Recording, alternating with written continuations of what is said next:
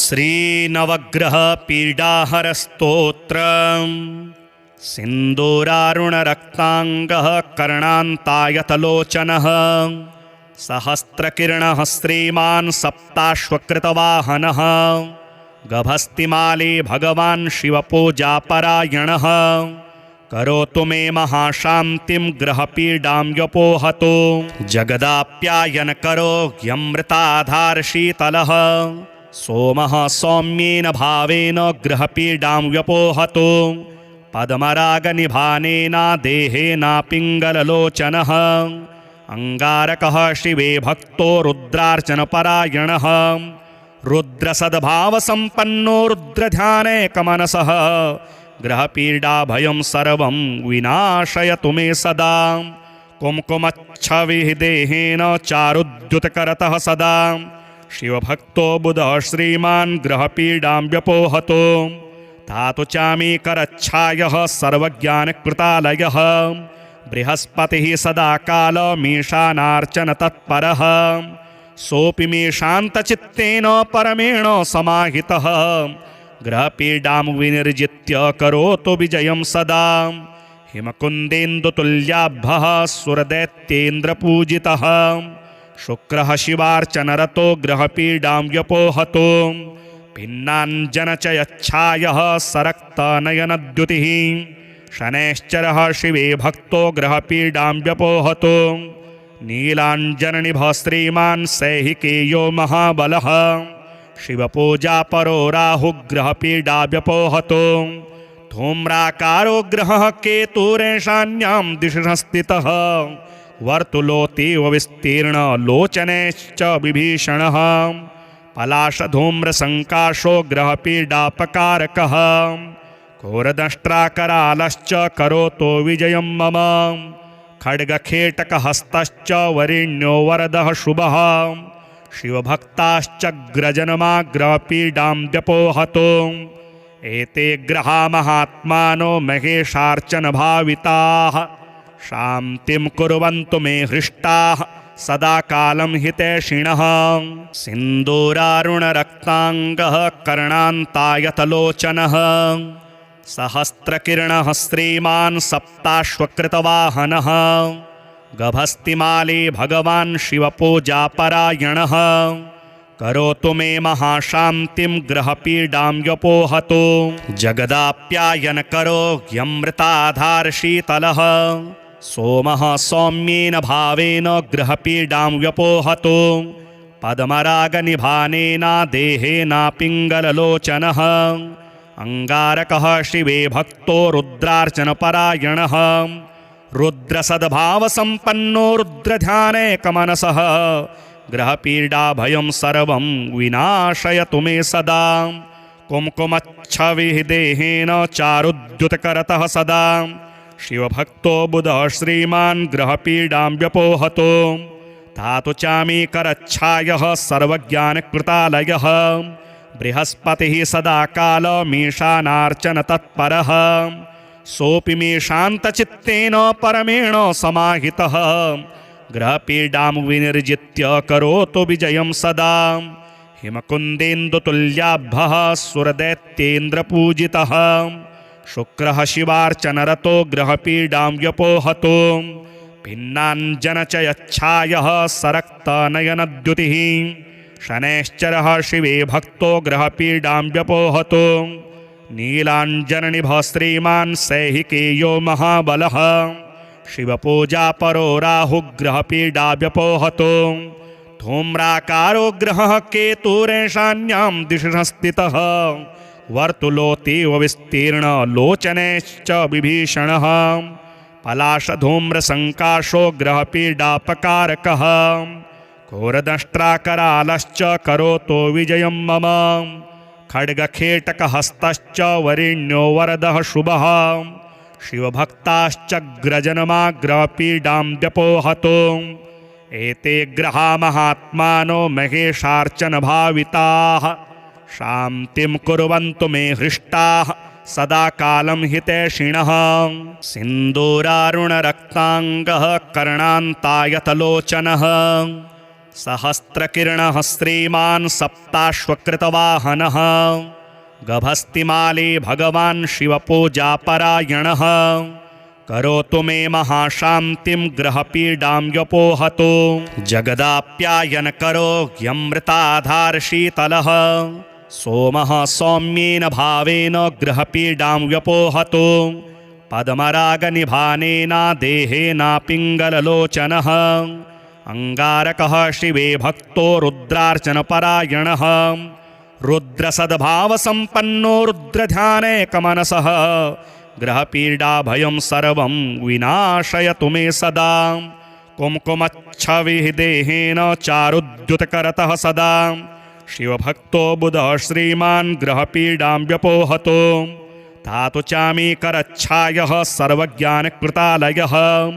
बृहस्पतिः सदा कालमीशानार्चन तत्परः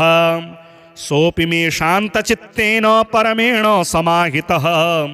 ग्रहपीडां विनिर्जित्य करोतु विजयं सदा हिमकुन्देन्दुतुल्याभः सुरदैत्येन्द्रपूजितः शुक्रः शिवार्चनरतो ग्रहपीडां व्यपोहतु भिन्नाञ्जनचयच्छायः सरक्तनयनद्युतिः शनैश्चरः शिवे भक्तो ग्रहपीडां व्यपोहतु नीलाञ्जननिभः श्रीमान् सैहिकेयो महाबलः शिवपूजापरो राहुग्रहपीडा व्यपोहतु धूम्राकारो ग्रहः केतुरेशान्यां दिशि स्थितः वर्तुलोतीव विस्तीर्णलोचनैश्च विभीषणः पलाशधूम्रसङ्काशो ग्रहपीडापकारकः घोरदंष्ट्राकरालश्च करोतु विजयं मम खड्गखेटकहस्तश्च वरेण्यो वरदः शुभः शिवभक्ताश्चग्रजनमाग्रहपीडां व्यपोहतु एते ग्रहा महात्मानो महेशार्चनभाविताः शान्तिं कुर्वन्तु मे हृष्टाः सदा कालं हितैषिणः सिन्दूरारुणरक्ताङ्गः कर्णान्तायतलोचनः सहस्रकिरणः श्रीमान् सप्ताश्वकृतवाहनः गभस्तिमाली भगवान् शिवपूजापरायणः करोतु मे महाशान्तिं ग्रहपीडां व्यपोहतु जगदाप्यायनकरो ह्यमृताधारशीतलः सोमः सौम्येन भावेन ग्रहपीडां व्यपोहतु पद्मरागनिभानेन देहेन पिङ्गललोचनः अंगारकः शिवे भक्तो रुद्रार्चनपरायणः रुद्रसद्भावसम्पन्नो रुद्रध्यानैकमनसः ग्रहपीडाभयं सर्वं विनाशयतु मे सदा कुम्कुमच्छविदेहेन चारुद्युतकरतः सदा शिवभक्तो बुधः श्रीमान् ग्रहपीडां व्यपोहतु धातु चामी करच्छायः सर्वज्ञानकृतालयः बृहस्पतिः सदा कालमीशानार्चन तत्परः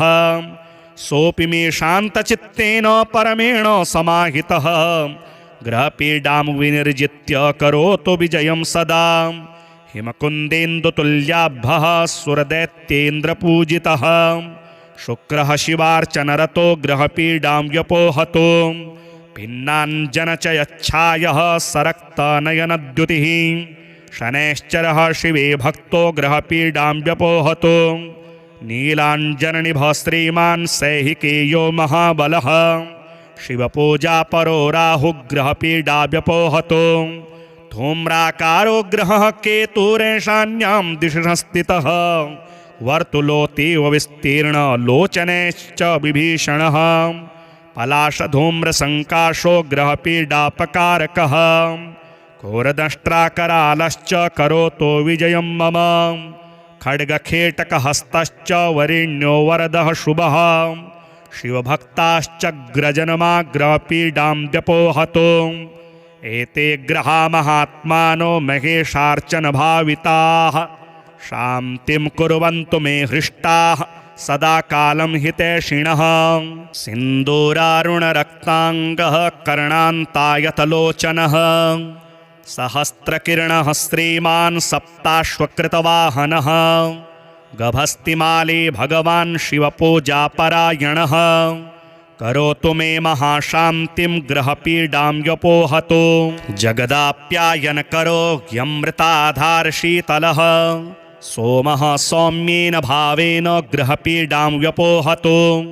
पद्मरागनिभानेन देहेन पिङ्गललोचनः अङ्गारकः शिवे भक्तो रुद्रार्चनपरायणः रुद्रसद्भावसम्पन्नो रुद्रध्यानैकमनसः ग्रहपीडाभयं सर्वं विनाशयतु मे सदा कुङ्कुमच्छविदेहेन चारुद्युतकरतः सदा शिवभक्तो बुधः श्रीमान् ग्रहपीडां व्यपोहतु धातु चामी करच्छायः सर्वज्ञानकृतालयः बृहस्पतिः सदा कालमीशानार्चनतत्परः सोऽपि मे शान्तचित्तेन परमेण समाहितः ग्रहपीडां विनिर्जित्य करोतु विजयं सदा हिमकुन्देन्दुतुल्याभः सुरदैत्येन्द्रपूजितः शुक्रः शिवार्चनरतो ग्रहपीडां व्यपोहतु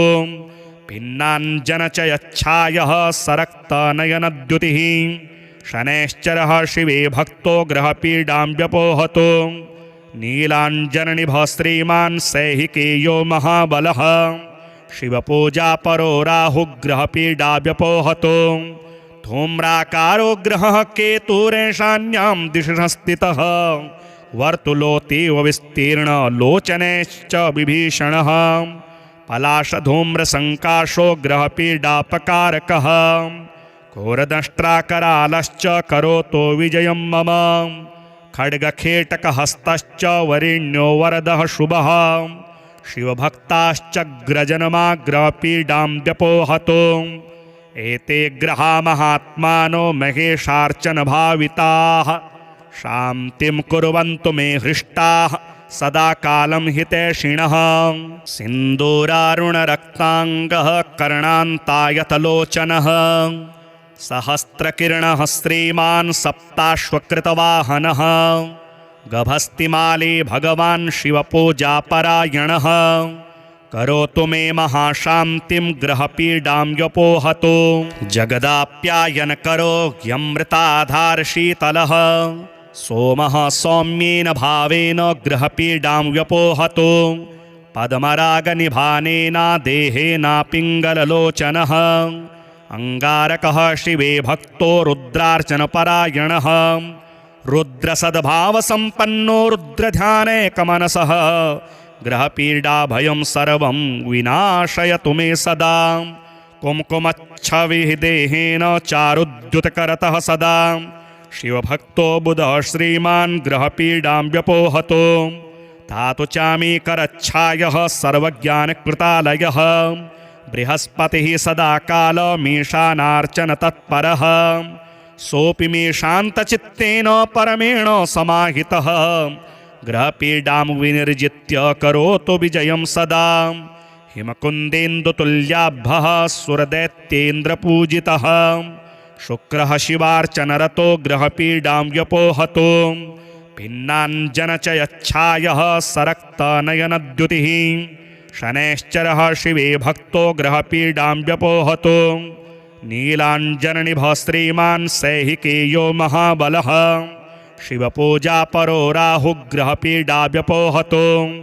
धूम्राकारो ग्रहः केतुरेशान्यां दिशि स्थितः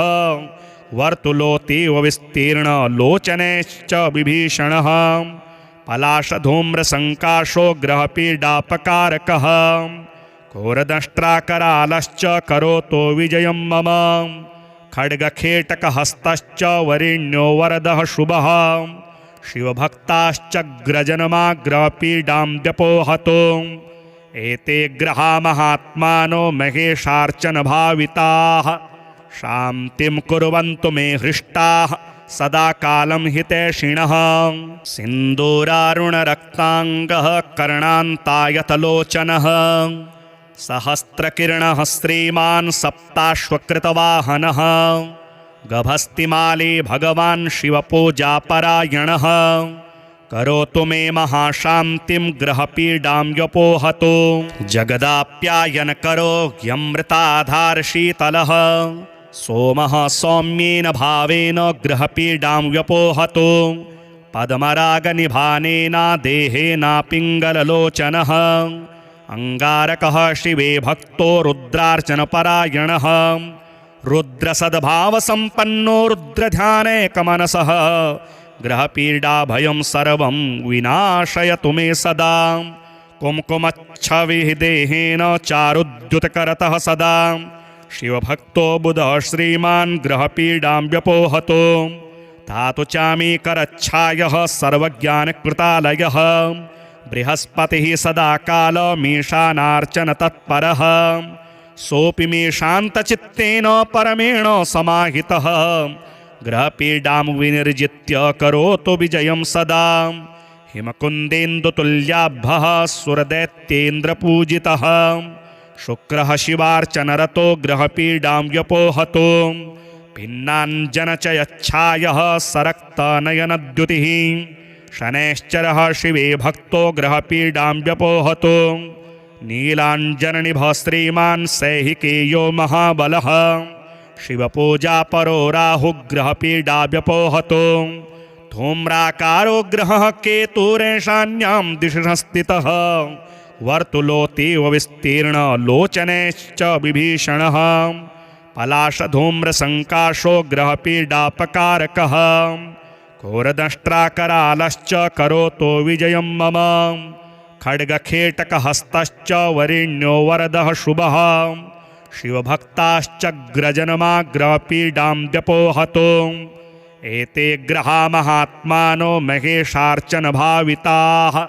शान्तिं कुर्वन्तु मे हृष्टाः सदा कालं हितैषिणः सिन्दूरारुणरक्ताङ्गः कर्णान्तायतलोचनः सहस्रकिरणः श्रीमान् सप्ताश्वकृतवाहनः गभस्तिमाली भगवान् शिवपूजापरायणः करोतु मे महाशान्तिं ग्रहपीडां व्यपोहतो जगदाप्यायनकरो ह्यमृताधारशीतलः सोमः सौम्येन भावेन ग्रहपीडां व्यपोहतो पद्मरागनिभानेन देहेन पिङ्गललोचनः अङ्गारकः शिवे भक्तो रुद्रार्चनपरायणः रुद्रसद्भावसम्पन्नो रुद्रध्यानैकमनसः ग्रहपीडाभयं सर्वं विनाशयतु मे सदा कुङ्कुमच्छविदेहेन चारुद्युतकरतः सदा शिवभक्तो बुधः श्रीमान् ग्रहपीडां व्यपोहतो धातु चामीकरच्छायः सर्वज्ञानकृतालयः बृहस्पतिः सदा कालमीशानार्चनतत्परः सोऽपि मे शान्तचित्तेन परमेण समाहितः ग्रहपीडां विनिर्जित्य करोतु विजयं सदा हिमकुन्देन्दुतुल्याभः सुरदैत्येन्द्रपूजितः शुक्रः शिवार्चनरतो ग्रहपीडां व्यपोहतो भिन्नाञ्जनचयच्छायः सरक्तनयनद्युतिः शनैश्चरः शिवे भक्तो ग्रहपीडां व्यपोहतो नीलाञ्जननिभः श्रीमान् सैहिकेयो महाबलः शिवपूजापरो राहुग्रहपीडा व्यपोहतो धूम्राकारो ग्रहः केतुरेशान्यां दिशि स्थितः वर्तुलोतीव विस्तीर्णलोचनैश्च विभीषणः पलाशधूम्रसङ्काशो ग्रहपीडापकारकः घोरदंष्ट्राकरालश्च करोतो विजयं मम खड्गखेटकहस्तश्च वरेण्यो वरदः शुभः शिवभक्ताश्चग्रजनमाग्रहपीडां व्यपोहतो एते ग्रहा महात्मानो महेशार्चनभाविताः शान्तिं कुर्वन्तु मे हृष्टाः सदा कालं हितैषिणः सिन्दूरारुणरक्ताङ्गः कर्णान्तायतलोचनः सहस्रकिरणः श्रीमान् सप्ताश्वकृतवाहनः गभस्तिमाली भगवान् शिवपूजापरायणः करोतु मे महाशान्तिं ग्रहपीडां व्यपोहतो जगदाप्यायनकरो ह्यमृताधारशीतलः सोमः सौम्येन भावेन ग्रहपीडां व्यपोहतो पद्मरागनिभानेन देहेन पिङ्गललोचनः अङ्गारकः शिवे भक्तो रुद्रार्चनपरायणः रुद्रसद्भावसम्पन्नो रुद्रध्यानैकमनसः ग्रहपीडाभयं सर्वं विनाशयतु मे सदा कुङ्कुमच्छविदेहेन चारुद्युतकरतः सदा शिवभक्तो बुधः श्रीमान् ग्रहपीडां व्यपोहतो धातु चामी करच्छायः सर्वज्ञानकृतालयः बृहस्पतिः सदा कालमीशानार्चन तत्परः सोऽपि मे शान्तचित्तेन परमेण समाहितः ग्रहपीडां विनिर्जित्य करोतु विजयं सदा हिमकुन्देन्दुतुल्याभः सुरदैत्येन्द्रपूजितः शुक्रः शिवार्चनरतो ग्रहपीडां व्यपोहतो भिन्नाञ्जनचयच्छायः सरक्तनयनद्युतिः शनैश्चरः शिवे भक्तो ग्रहपीडां व्यपोहतो नीलाञ्जननिभः श्रीमान् सैहिकेयो महाबलः शिवपूजापरो राहुग्रहपीडा व्यपोहतो धूम्राकारो ग्रहः केतुरेशान्यां दिशि स्थितः वर्तुलोतीव विस्तीर्णलोचनैश्च विभीषणः पलाशधूम्रसङ्काशो ग्रहपीडापकारकः घोरदंष्ट्राकरालश्च करोतो विजयं मम खड्गखेटकहस्तश्च वरेण्यो वरदः शुभः शिवभक्ताश्चग्रजनमाग्रहपीडां व्यपोहतो एते ग्रहा महात्मानो महेशार्चनभाविताः शान्तिं कुर्वन्तु मे हृष्टाः सदा कालं हितैषिणः सिन्दूरारुणरक्ताङ्गः कर्णान्तायतलोचनः सहस्रकिरणः श्रीमान् सप्ताश्वकृतवाहनः गभस्तिमाली भगवान् शिवपूजापरायणः करोतु मे महाशान्तिं ग्रहपीडां व्यपोहतो जगदाप्यायनकरो ह्यमृताधारशीतलः सोमः सौम्येन भावेन ग्रहपीडां व्यपोहतो पद्मरागनिभानेना देहेनापिङ्गललोचनः अङ्गारकः शिवे भक्तो रुद्रार्चनपरायणः रुद्रसद्भावसम्पन्नो रुद्रध्यानैकमनसः ग्रहपीडाभयं सर्वं विनाशयतु मे सदा कुङ्कुमच्छविदेहेन चारुद्युतकरतः सदा शिवभक्तो बुधः श्रीमान् ग्रहपीडां व्यपोहतो धातु चामी करच्छायः सर्वज्ञानकृतालयः बृहस्पतिः सदा कालमीशानार्चन तत्परः सोऽपि मे शान्तचित्तेन परमेण समाहितः ग्रहपीडां विनिर्जित्य करोतु विजयं सदा हिमकुन्देन्दुतुल्याभः सुरदैत्येन्द्रपूजितः शुक्रः शिवार्चनरतो ग्रहपीडां व्यपोहतो भिन्नाञ्जनचयच्छायः सरक्तनयनद्युतिः शनैश्चरः शिवे भक्तो ग्रहपीडां व्यपोहतो नीलाञ्जननिभः श्रीमान् सैहिकेयो महाबलः शिवपूजापरो राहुग्रहपीडा व्यपोहतो धूम्राकारो ग्रहः केतुरेशान्यां दिशि स्थितः वर्तुलोतीव विस्तीर्णलोचनैश्च विभीषणः पलाशधूम्रसङ्काशो ग्रहपीडापकारकः घोरदंष्ट्राकरालश्च करोतो विजयं मम खड्गखेटकहस्तश्च वरेण्यो वरदः शुभः शिवभक्ताश्चग्रजनमाग्रहपीडां व्यपोहतो एते ग्रहा महात्मानो महेशार्चनभाविताः शान्तिं कुर्वन्तु मे हृष्टाः सदा कालं हितैषिणः सिन्दूरारुणरक्ताङ्गः कर्णान्तायतलोचनः सहस्रकिरणः श्रीमान् सप्ताश्वकृतवाहनः गभस्तिमाली भगवान् शिवपूजापरायणः करोतु मे महाशान्तिं ग्रहपीडां व्यपोहतो जगदाप्यायनकरो ह्यमृताधारशीतलः सोमः सौम्येन भावेन ग्रहपीडां व्यपोहतो पद्मरागनिभानेना देहेनापिङ्गललोचनः अङ्गारकः शिवे भक्तो रुद्रार्चनपरायणः रुद्रसद्भावसम्पन्नो रुद्रध्यानैकमनसः ग्रहपीडाभयं सर्वं विनाशयतु मे सदा कुङ्कुमच्छविदेहेन चारुद्युतकरतः सदा शिवभक्तो बुधः श्रीमान् ग्रहपीडां व्यपोहतो धातु चामी करच्छायः सर्वज्ञानकृतालयः बृहस्पतिः सदा कालमीशानार्चन तत्परः सोऽपि मे शान्तचित्तेन परमेण समाहितः ग्रहपीडां विनिर्जित्य करोतु विजयं सदा हिमकुन्देन्दुतुल्याभः सुरदैत्येन्द्रपूजितः शुक्रः शिवार्चनरतो ग्रहपीडां व्यपोहतो भिन्नाञ्जनचयच्छायः सरक्तनयनद्युतिः शनैश्चरः शिवे भक्तो ग्रहपीडां व्यपोहतो नीलाञ्जननिभः श्रीमान् सैहिकेयो महाबलः शिवपूजापरो राहुग्रहपीडा व्यपोहतो धूम्राकारो ग्रहः केतुरेशान्यां दिशि स्थितः वर्तुलोतीव विस्तीर्णलोचनैश्च विभीषणः पलाशधूम्रसङ्काशो ग्रहपीडापकारकः घोरदंष्ट्राकरालश्च करोतो विजयं मम खड्गखेटकहस्तश्च वरेण्यो वरदः शुभः शिवभक्ताश्चग्रजनमाग्रहपीडां व्यपोहतो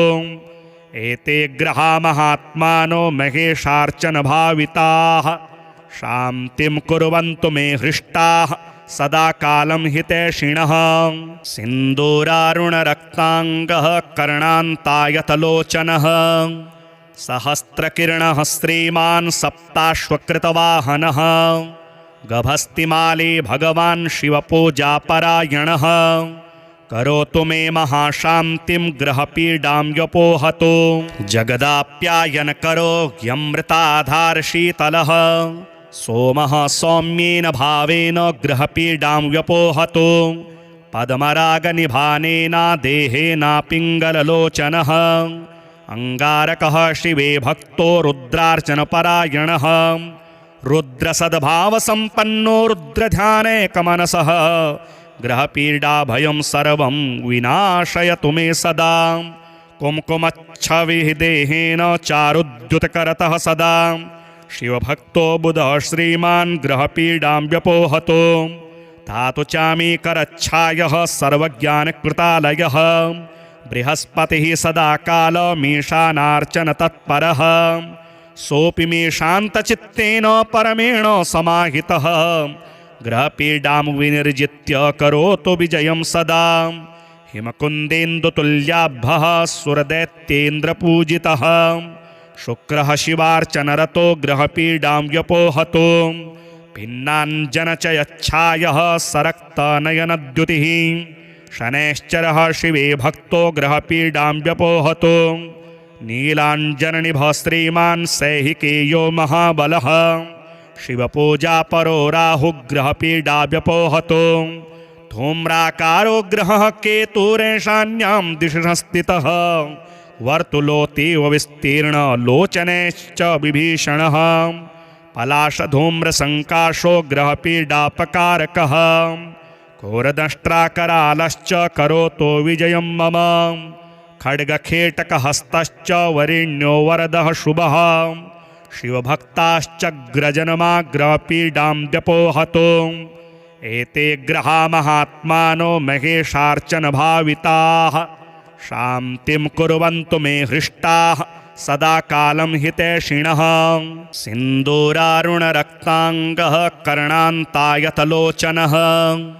सहस्रकिरणः श्रीमान् सप्ताश्वकृतवाहनः गभस्तिमाली भगवान् शिवपूजापरायणः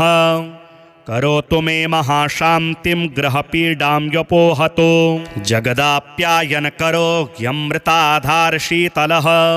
सोमः सौम्येन भावेन ग्रहपीडां व्यपोहतो पद्मरागनिभानेन देहेन पिङ्गललोचनः अङ्गारकः शिवे भक्तो रुद्रार्चनपरायणः रुद्रसद्भावसम्पन्नो रुद्रध्यानैकमनसः ग्रहपीडाभयं सर्वं विनाशयतु मे सदा कुङ्कुमच्छविदेहेन चारुद्युतकरतः सदा शिवभक्तो बुधः श्रीमान् ग्रहपीडां व्यपोहतो धातु चामी करच्छायः सर्वज्ञानकृतालयः बृहस्पतिः सदा कालमीशानार्चन तत्परः सोऽपि मे शान्तचित्तेन परमेण समाहितः ग्रहपीडां विनिर्जित्य करोतु विजयं सदा हिमकुन्देन्दुतुल्याभः सुरदैत्येन्द्रपूजितः शुक्रः शिवार्चनरतो ग्रहपीडां व्यपोहतो भिन्नाञ्जनचयच्छायः सरक्तनयनद्युतिः शनैश्चरः शिवे भक्तो ग्रहपीडां व्यपोहतो नीलाञ्जननिभः श्रीमान् सैहिकेयो महाबलः शिवपूजापरो राहुग्रहपीडा व्यपोहतो धूम्राकारो ग्रहः केतुरेशान्यां दिशि स्थितः वर्तुलोतीव विस्तीर्णलोचनैश्च विभीषणः पलाशधूम्रसङ्काशो ग्रहपीडापकारकः घोरदंष्ट्राकरालश्च करोतो विजयं मम खड्गखेटकहस्तश्च वरेण्यो वरदः शुभः शिवभक्ताश्च ग्रजनमाग्रहपीडां व्यपोहतो एते ग्रहा महात्मानो महेशार्चनभाविताः शान्तिं कुर्वन्तु मे हृष्टाः सदा कालं हितैषिणः सिन्दूरारुणरक्ताङ्गः कर्णान्तायतलोचनः सहस्रकिरणः श्रीमान् सप्ताश्वकृतवाहनः गभस्तिमाली भगवान् शिवपूजापरायणः करोतु मे महाशान्तिं ग्रहपीडां व्यपोहतो जगदाप्यायनकरो ह्यमृताधारशीतलः सोमः सौम्येन भावेन ग्रहपीडां व्यपोहतो पद्मरागनिभानेन देहेन पिङ्गललोचनः अङ्गारकः शिवे भक्तो रुद्रार्चनपरायणः रुद्रसद्भावसम्पन्नो रुद्रध्यानैकमनसः ग्रहपीडाभयं सर्वं विनाशयतु मे सदा कुङ्कुमच्छविदेहेन चारुद्युतकरतः सदा शिवभक्तो बुधः श्रीमान् ग्रहपीडां व्यपोहतो धातु चामीकरच्छायः सर्वज्ञानकृतालयः बृहस्पतिः सदा कालमीशानार्चनतत्परः सोऽपि मे शान्तचित्तेन परमेण समाहितः ग्रहपीडां विनिर्जित्य करोतु विजयं सदा हिमकुन्देन्दुतुल्याभः सुरदैत्येन्द्रपूजितः शुक्रः शिवार्चनरतो ग्रहपीडां व्यपोहतो भिन्नाञ्जनचयच्छायः सरक्तनयनद्युतिः शनैश्चरः शिवे भक्तो ग्रहपीडां व्यपोहतो नीलाञ्जननिभः श्रीमान् सैहिकेयो महाबलः शिवपूजापरो राहुग्रहपीडा व्यपोहतो धूम्राकारो ग्रहः केतुरेशान्यां दिशि स्थितः वर्तुलोतीव विस्तीर्णलोचनैश्च विभीषणः पलाशधूम्रसङ्काशो ग्रहपीडापकारकः घोरदंष्ट्राकरालश्च करोतो विजयं मम खड्गखेटकहस्तश्च वरेण्यो वरदः शुभः शिवभक्ताश्च ग्रजनमाग्रहपीडां व्यपोहतो एते ग्रहा महात्मानो महेशार्चनभाविताः शान्तिं कुर्वन्तु मे हृष्टाः सदा कालं हितैषिणः सिन्दूरारुणरक्ताङ्गः कर्णान्तायतलोचनः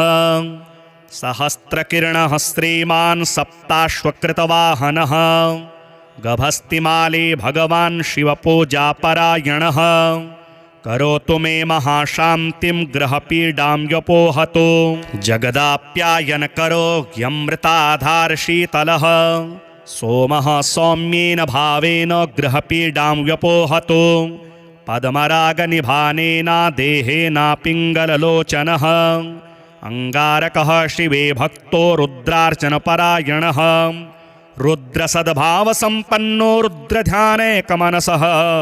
ग्रहपीडाभयं सर्वं विनाशयतु मे सदा कुङ्कुमच्छविदेहेन चारुद्युतकरतः सदा शिवभक्तो बुधः श्रीमान् ग्रहपीडां व्यपोहतो धातु चामीकरच्छायः सर्वज्ञानकृतालयः बृहस्पतिः सदा कालमीशानार्चनतत्परः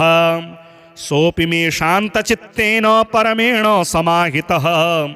ग्रहपीडां विनिर्जित्य करोतु विजयं सदा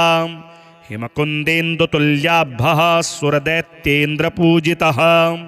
शुक्रः शिवार्चनरतो ग्रहपीडां व्यपोहतो भिन्नाञ्जनचयच्छायः सरक्तनयनद्युतिः शनैश्चरः शिवे भक्तो ग्रहपीडां व्यपोहतो नीलाञ्जननिभः श्रीमान् सैहिकेयो महाबलः शिवपूजापरो राहुग्रहपीडा व्यपोहतो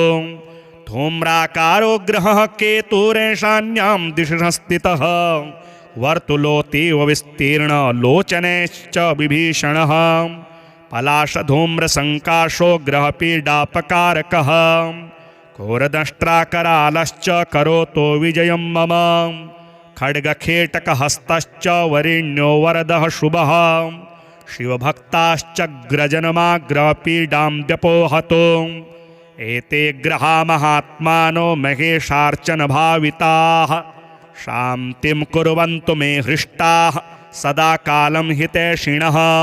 सिन्दूरारुणरक्ताङ्गः कर्णान्तायतलोचनः सहस्रकिरणः श्रीमान् सप्ताश्वकृतवाहनः गभस्तिमाली भगवान् शिवपूजापरायणः करोतु मे महाशान्तिं ग्रहपीडां व्यपोहतो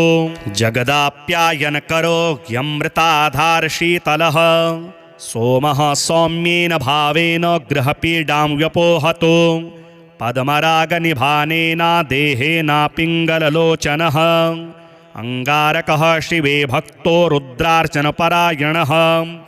रुद्रसद्भावसम्पन्नो रुद्रध्यानैकमनसः ग्रहपीडाभयं सर्वं विनाशयतु मे सदा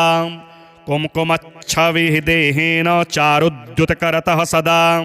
शिवभक्तो बुधः श्रीमान् ग्रहपीडां व्यपोहतो धातु चामीकरच्छायः सर्वज्ञानकृतालयः बृहस्पतिः सदा कालमीशानार्चन तत्परः सोऽपि मे शान्तचित्तेन परमेण समाहितः ग्रहपीडां विनिर्जित्य करोतु विजयं सदा हिमकुन्देन्दुतुल्याभः सुरदैत्येन्द्रपूजितः शुक्रः शिवार्चनरतो ग्रहपीडां व्यपोहतो भिन्नाञ्जनचयच्छायः सरक्तनयनद्युतिः शनैश्चरः शिवे भक्तो ग्रहपीडां व्यपोहतो नीलाञ्जननिभः श्रीमान् सैहिकेयो महाबलः शिवपूजापरो राहुग्रहपीडा व्यपोहतो धूम्राकारो ग्रहः केतुरेशान्यां दिशि स्थितः वर्तुलोतीव विस्तीर्णलोचनैश्च विभीषणः पलाशधूम्रसङ्काशो ग्रहपीडापकारकः घोरदंष्ट्राकरालश्च करोतो विजयं मम खड्गखेटकहस्तश्च वरेण्यो वरदः शुभः शिवभक्ताश्चग्रजनमाग्रहपीडां व्यपोहतो एते ग्रहा महात्मानो महेशार्चनभाविताः शान्तिं कुर्वन्तु मे हृष्टाः सदा कालं हितैषिणः सिन्दूरारुणरक्ताङ्गः कर्णान्तायतलोचनः सहस्रकिरणः श्रीमान् सप्ताश्वकृतवाहनः गभस्तिमाली भगवान् शिवपूजापरायणः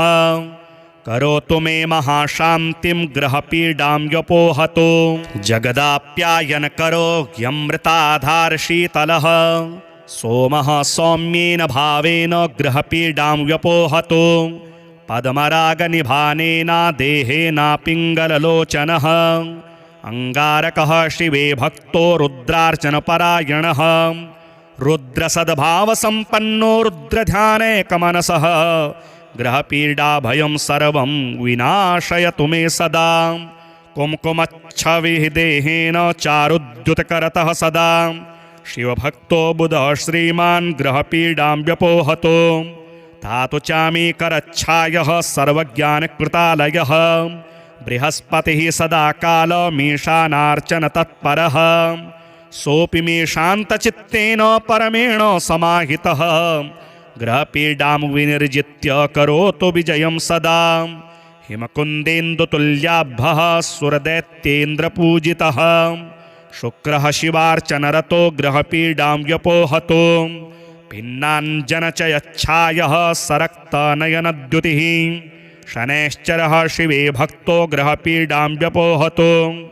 नीलाञ्जननिभः श्रीमान् सैहिकेयो महाबलः शिवपूजापरो राहुग्रहपीडा व्यपोहतो धूम्राकारो ग्रहः केतुरेशान्यां दिशि स्थितः वर्तुलोतीव विस्तीर्णलोचनैश्च विभीषणः पलाशधूम्रसङ्काशो ग्रहपीडापकारकः घोरदंष्ट्राकरालश्च करोतो विजयं मम खड्गखेटकहस्तश्च वरेण्यो वरदः शुभः शिवभक्ताश्चग्रजनमाग्रहपीडां व्यपोहतो एते ग्रहा महात्मानो महेशार्चनभाविताः शान्तिं कुर्वन्तु मे हृष्टाः सदा कालं हितैषिणः सिन्दूरारुणरक्ताङ्गः कर्णान्तायतलोचनः सहस्रकिरणः श्रीमान् सप्ताश्वकृतवाहनः गभस्तिमाली भगवान् शिवपूजापरायणः करोतु मे महाशान्तिं ग्रहपीडां व्यपोहतो जगदाप्यायनकरो ह्यमृताधारशीतलः सोमः सौम्येन भावेन ग्रहपीडां व्यपोहतो पद्मरागनिभानेन देहेनापिङ्गललोचनः अङ्गारकः शिवे भक्तो रुद्रार्चनपरायणः रुद्रसद्भावसम्पन्नो रुद्रध्यानैकमनसः ग्रहपीडाभयं सर्वं विनाशयतु मे सदा कुम्कुमच्छविदेहेन चारुद्युतकरतः सदा शिवभक्तो बुधः श्रीमान् ग्रहपीडां व्यपोहतो धातु चामी करच्छायः सर्वज्ञानकृतालयः बृहस्पतिः सदा कालमीशानार्चनतत्परः सोऽपि मे शान्तचित्तेन परमेण समाहितः ग्रहपीडां विनिर्जित्य करोतु विजयं सदा हिमकुन्देन्दुतुल्याभः सुरदैत्येन्द्रपूजितः शुक्रः शिवार्चनरतो ग्रहपीडां व्यपोहतो भिन्नाञ्जनचयच्छायः सरक्तनयनद्युतिः शनैश्चरः शिवे भक्तो ग्रहपीडां व्यपोहतो नीलाञ्जननिभः श्रीमान् सैहिकेयो महाबलः शिवपूजापरो राहुग्रहपीडा व्यपोहतो धूम्राकारो ग्रहः केतुरेशान्यां दिशि स्थितः वर्तुलोतीव विस्तीर्णलोचनैश्च विभीषणः पलाशधूम्रसङ्काशो ग्रहपीडापकारकः घोरदंष्ट्राकरालश्च करोतो विजयं मम खड्गखेटकहस्तश्च वरेण्यो वरदः शुभः शिवभक्ताश्चग्रजनमाग्रहपीडां व्यपोहतो एते ग्रहा महात्मानो महेशार्चनभाविताः शान्तिं कुर्वन्तु मे हृष्टाः सदा कालं हितैषिणः सिन्दूरारुणरक्ताङ्गः कर्णान्तायतलोचनः सहस्रकिरणः श्रीमान् सप्ताश्वकृतवाहनः गभस्तिमाली भगवान् शिवपूजापरायणः करोतु मे महाशान्तिं ग्रहपीडां व्यपोहतो जगदाप्यायनकरो ह्यमृताधारशीतलः सोमः सौम्येन भावेन ग्रहपीडां व्यपोहतो पद्मरागनिभानेन देहेनापिङ्गललोचनः अङ्गारकः शिवे भक्तो रुद्रार्चनपरायणः रुद्रसद्भावसम्पन्नो रुद्रध्यानैकमनसः ग्रहपीडाभयं सर्वं विनाशयतु मे सदा कुम्कुमच्छविदेहेन चारुद्युतकरतः सदा शिवभक्तो बुधः श्रीमान् ग्रहपीडां व्यपोहतो धातु चामी करच्छायः सर्वज्ञानकृतालयः बृहस्पतिः सदा कालमीशानार्चनतत्परः सोऽपि मे शान्तचित्तेन परमेण समाहितः ग्रहपीडां विनिर्जित्य करोतु विजयं सदा हिमकुन्देन्दुतुल्याभः सुरदैत्येन्द्रपूजितः शुक्रः शिवार्चनरतो ग्रहपीडां व्यपोहतो भिन्नाञ्जनचयच्छायः सरक्तनयनद्युतिः शनैश्चरः शिवे भक्तो ग्रहपीडां व्यपोहतो नीलाञ्जननिभः श्रीमान् सैहिकेयो महाबलः शिवपूजापरो राहुग्रहपीडा व्यपोहतो धूम्राकारो ग्रहः केतुरेशान्यां दिशि स्थितः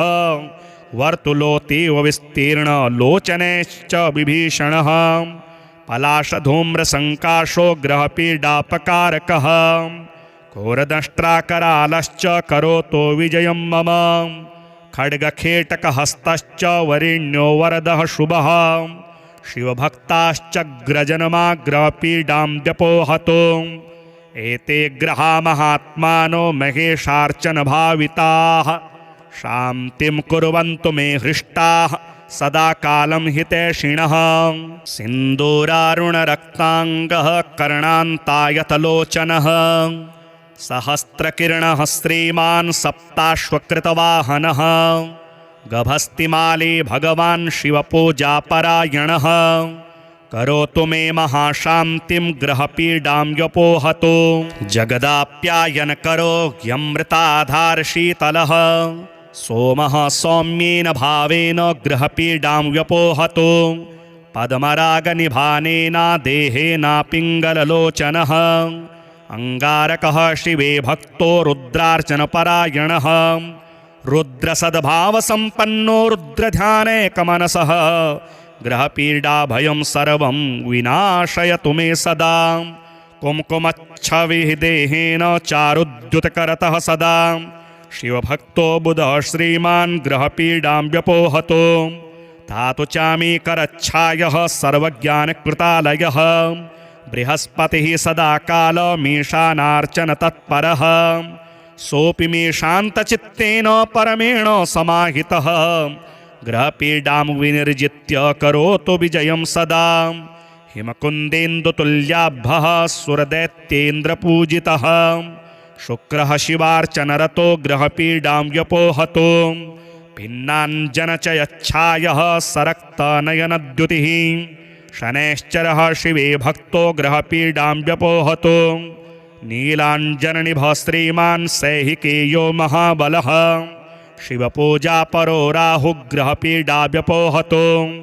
धूम्राकारो ग्रहः केतुरेशान्यां दिशि स्थितः वर्तुलोतीव विस्तीर्णलोचनैश्च विभीषणः पलाशधूम्रसङ्काशो ग्रहपीडापकारकः घोरदंष्ट्राकरालश्च करोतो विजयं मम खड्गखेटकहस्तश्च वरेण्यो वरदः शुभः शिवभक्ताश्चग्रजनमाग्रहपीडां व्यपोहतो एते ग्रहा महात्मानो महेशार्चनभाविताः शान्तिं कुर्वन्तु मे हृष्टाः सदा कालं हितैषिणः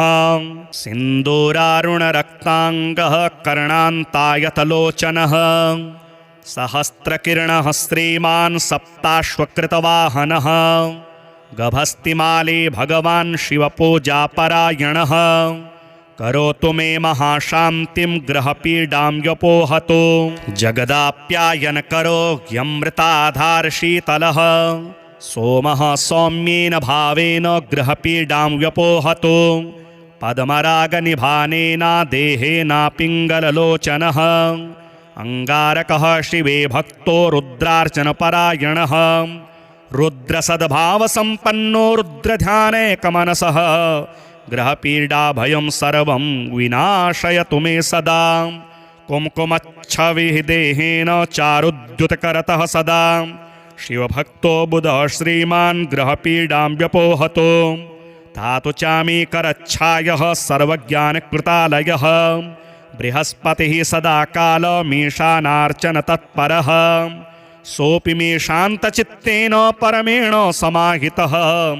ग्रहपीडां विनिर्जित्य करोतु विजयं सदा हिमकुन्देन्दुतुल्याभः सुरदैत्येन्द्रपूजितः शुक्रः शिवार्चनरतो ग्रहपीडां व्यपोहतो भिन्नाञ्जनचयच्छायः सरक्तनयनद्युतिः शनैश्चरः शिवे भक्तो ग्रहपीडां व्यपोहतो नीलाञ्जननिभः श्रीमान् सैहिकेयो महाबलः